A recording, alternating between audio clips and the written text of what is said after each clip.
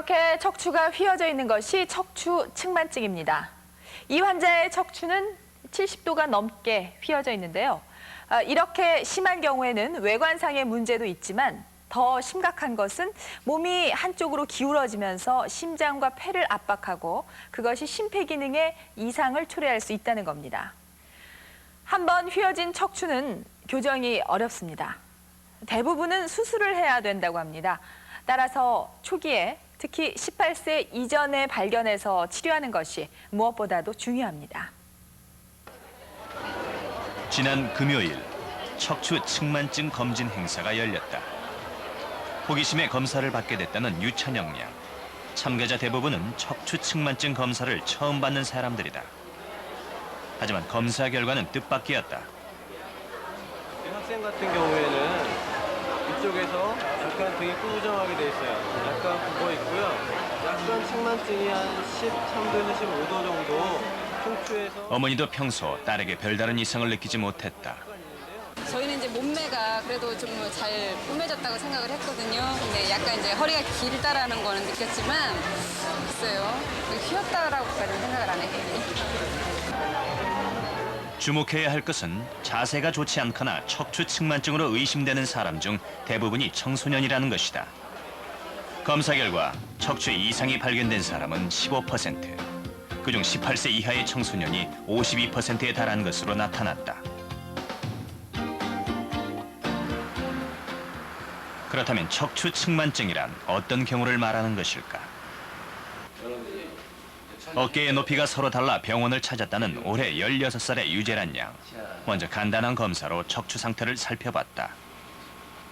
등을 구부리게 한 후 몸통의 회전 각도를 측정한 결과 어깨뼈 부분이 12도 이상 휘어진 것으로 나타났다.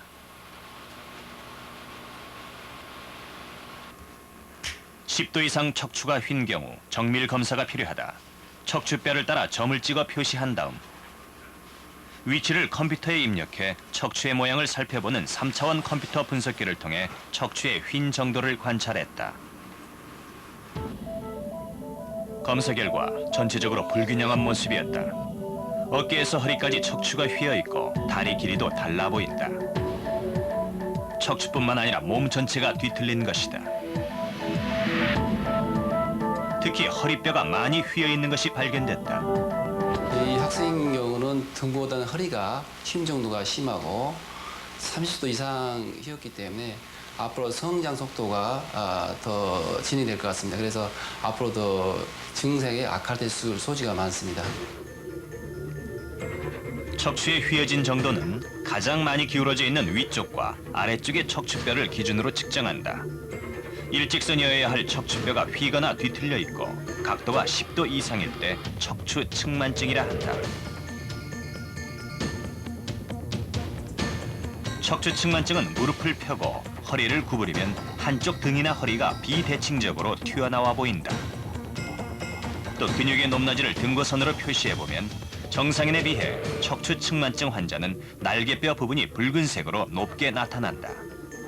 이렇게 척추가 휘는 이유는 무엇일까?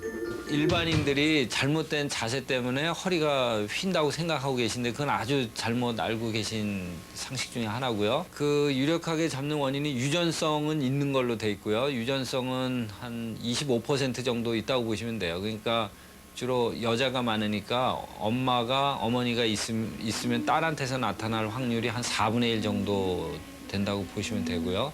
쌍둥이가 있으면 쌍둥이가 휘는 모습이 거의 비슷해요.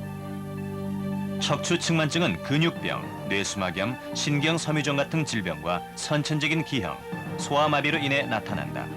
하지만 가장 큰 원인은 특발성, 즉 특별한 이유 없이 사춘기 때 발생하는 것이다. 12세에서 15세까지 사춘기 청소년의 유병률을 살펴보면 남학생보다는 여학생에게서 2배 이상 많은 것으로 나타난다.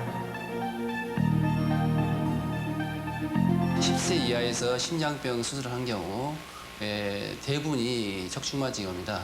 그런 경우는 수술 한쪽은 성장이 안 되고 잘 안 되고 수술을 안 한 쪽이 빠른 속도로 성장하기 때문에 척추가 휘는 병이 올 수가 있습니다.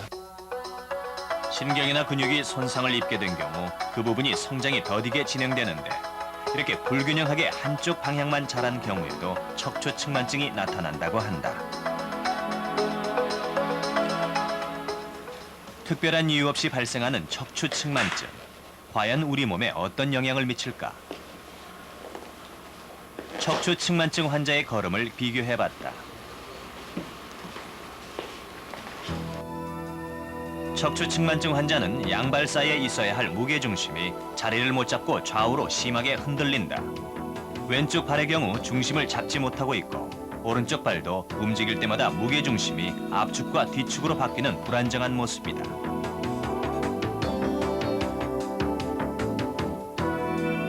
그에 반해 정상인은 양쪽 발에 약간의 차이는 있지만 무게중심이 또렷하게 보인다. 또한 걸을 때마다 무게가 실리는 위치는 달라지지만 무게중심은 변하지 않고 안정돼 있다.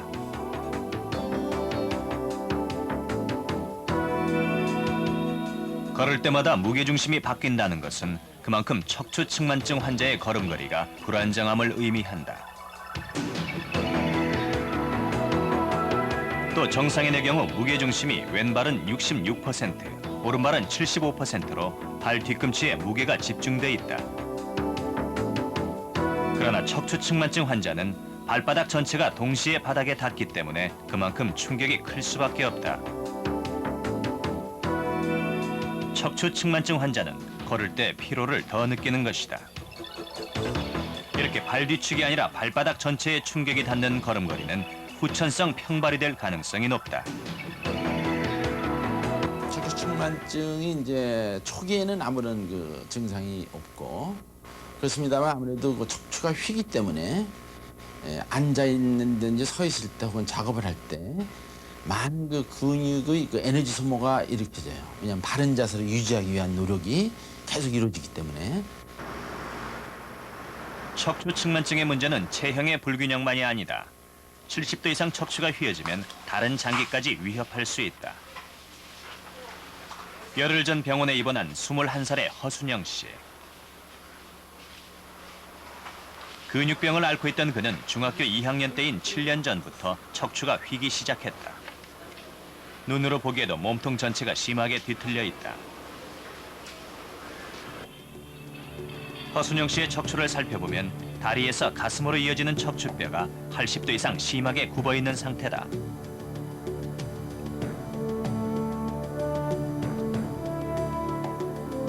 뿐만 아니라 척추가 휘면서 갈비뼈 간격이 좁아져 폐를 압박하고 있다. 갈비뼈에 눌린 폐 때문에 호흡기 없이는 숨쉬기조차 어려울 정도로 폐 기능에 이상이 생긴 허순영 씨. 척추측만증의 합병증인 제한성 폐질환이 와 있는 상태다. 정상인의 경우 500ml 이상인 1회 호흡량은 400으로 낮아졌고 40 이하여야 하는 혈중 탄산가스량은 오히려 60으로 높아 위험한 상태다.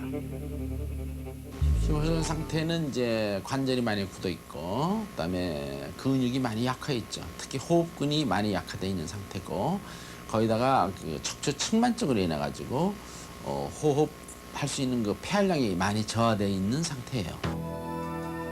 척추가 80도 이상 휘어지면 폐를 감싸고 있는 가슴뼈가 눌리면서 호흡장애가 발생하게 된다. 때문에 척추측만증은 심하게 진행되기 전에 치료하는 것이 중요하다. 치료 방법은 척추가 휜 정도에 따라 20도 미만은 정기적인 관찰, 20에서 40도는 보장구 착용, 50도 이상일 때는 수술이 필요하다. 치료 계획을 세우는 데는 그 성장 단계를 아는 게 제일 중요합니다. 그 이유는 그 척추측만증은 성장하는 동안에 휘기 때문에 얘가 성장이 얼마나 남았는지 그 단계를 아는 게 중요한데 그 성장 단계를 아는 방법은 이 골반 뼈에 그 성장판이 자라오는 걸 보면은 어느 정도 알 수 있거든요. 부채 모양을 4등분으로 나눕니다. 1등분, 2단계, 3단계, 4단계 이렇게 나누는데 그래서 이 학생의 경우에 보면 한 요 정도 그래서 한 2단계 정도 왔다고 합니다. 2단계면은 성장이 한창 그 왕성한 시기거든요. 그래서 이 아이 같은 경우 한 3개월 정도 후에 엑스레이 찍어보거나 지금 만약에 진행하는 상태에 있으면은 보조기 치료가 필요한 상태입니다. 척추의 휜 정도와 함께 치료 방법을 결정하는 중요한 조건이 성장 단계다. 척추측만증은 키가 크는 동안 진행되고 성장이 멈추면 진행도 멈추기 때문이다. 만약 척추 측만증이 20도 이상이고 성장이 진행 중이라면 보정구를 착용해야 한다. 더 이상 진행되는 것을 막아주고 뼈가 성장하면서 척추가 똑바로 펴지도록 도와주기 때문이다. 따라서 보장구 치료는 뼈의 성장이 끝나는 18세 전에 받는 것이 좋다. 근데 50도가 넘어가면은 그 휘어져 있는 것 때문에 1년에 한 2, 3도씩 이렇게 무너져 내린다고 그래요. 더 휜다고. 그러면은 몇 년 지나면 뭐 70도, 80도까지 확 넘어갈 수가 있잖아요. 그러면 나중에 나이 한 뭐 30, 40 먹어가지고 심폐기능 저하가 오니까 50도가 넘어가면은 일단은 70, 80도까지 진행할 수 있기 때문에 수술을 권장하기도 하고요. 척추가 더 이상 휘지 않도록 예방하는 것이 최선인 척추 측만증. 조기에 발견할 수 있는 방법은 무엇일까? 척추 측만증을 자가 진단하는 방법은 양쪽 어깨선을 비교했을 때 한쪽 기운다든지 그리고 날개뼈가 튀어나든지 한쪽으로 앞으로 숙였을 때 등이 한쪽으로 이렇게 튀어나온다든지 하는 경우를 의심해 볼 수 있고요. 그리고 양쪽 바지를 비교했을 때 땅에 한쪽 닿으면은 척추 측만증을 의심해 볼 수 있습니다. 우리가 무심코 하는 행동 속에는 자신의 건강 상태를 알려주는 많은 정보가 녹아 있습니다. 예를 들어서 혹시 평소에 별다른 이유 없이 처지고 기분이 많이 가라앉는 사람이 있다면 그 이유가 성격 탓이 아니라 간이 좋지 않기 때문일 수도 있습니다. 별다른 증상이 없이 피곤과 무기력감을 느끼다가 간 질환이 이미 많이 진행됐음을 뒤늦게 발견하는 경우가 많은데요. 이렇게 간은 병에 걸려도 통증이나 또 별다른 증상이 없는 침묵의 장기이기 때문에 건강을 지키기가 더욱 어렵습니다. 다음 이 시간 생로병사의 비밀에서는 장이 편안해야 오래 산다 제2편 침묵의 장기 간을